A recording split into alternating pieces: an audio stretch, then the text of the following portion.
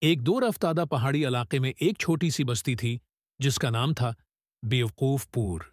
اس بستی کے لوگ بہت نیک دل تھے، نماز کے پابند، لیکن ان میں ایک بہت بڑی کمی تھی۔ وہ سوچے سمجھے بغیر ہر بات پر یقین کر لیتے تھے۔ بستی کے ایک بزرگ چچا محردین، جن کی لمبی سفید داڑھی اور پرانے طرز کا لباس تھا، ہمیشہ سچ بولتے تھے۔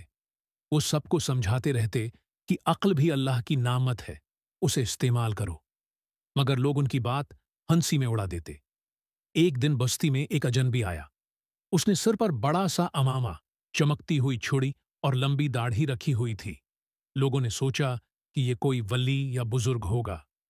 اس نے کہا، اگر تم سب اپنے گھر کی دیواروں پر شہد لگاؤ گے تو راتوں رات تمہارے گھر دولت سے بھر جائیں گے۔ یہ سن کر ساری بستی نے شہد خریدا، دیواروں پر لگایا، کچھ نے تو دروازوں اور چھتوں پر بھی لگا دیا۔ مگر صبح ہوئی تو کیا دیکھتے ہیں؟ شہد پر چیونٹیاں، مکھیاں اور کیڑے مکوڑے رینگ رہے تھے اور پورا گاؤں گند سے بھر گیا تھا۔ چچا مہردین نے سب کو جمع کیا اور کہا، بیوقوفی یہ نہیں کہ آپ کو کوئی بے وقوف بنا جائے، بیوقوفی یہ ہے کہ آپ بغیر سوچے ہر بات مان لیں۔ پھر انہوں نے بستی میں ایک علم گھر قائم کیا جہاں بچے اور بڑے سب پڑھنے لگے، سوال پوچھنے لگے، تحقیق کرنے لگے۔ کچھ مہینے گزرے تو بیوقوف پور کی حالت بدل گئی۔